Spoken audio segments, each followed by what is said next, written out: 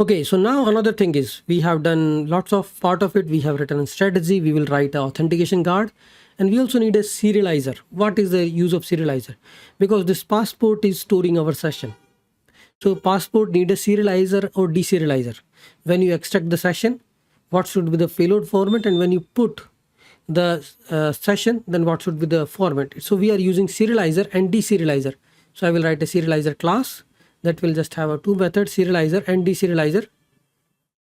Serialize user.ts. So it is just an injectable class, serializer session user. So it has a two methods, serialize user and deserialize user. In deserialize, you can also, once you get the ID, you can also verify it from the user service. Okay, user exists, then done null. So this serializer will be used by passport serializer.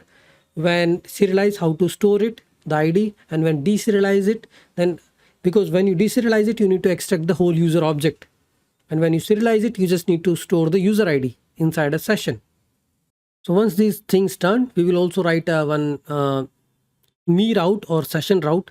So once you log in, you will receive a cookies, and same cookies we need to pass to a protected route so that we can access that route without being logged in, because we already logged in, we already have a session. If you don't have a session, we should not be able to access it.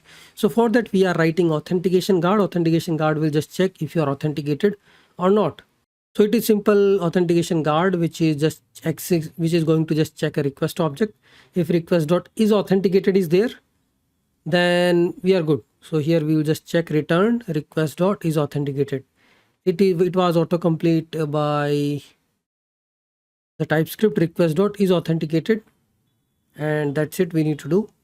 So is authenticated, that means this guard now can be added to any protected route. I mean, there are multiple ways to register a guard. You can make it as a global guard, or you can go to the controller route and just say use guard, authentication guard, because I want this guard only on some protected routes I have in system. So here on this me route, I have added authentication guard. Similarly, you can also create another session route and add authentication guard. Authentication guard will be checking, okay, your session exists, then only I allow you to access it. So now it's time to see this end-to-end in the demo with Redis or without Redis.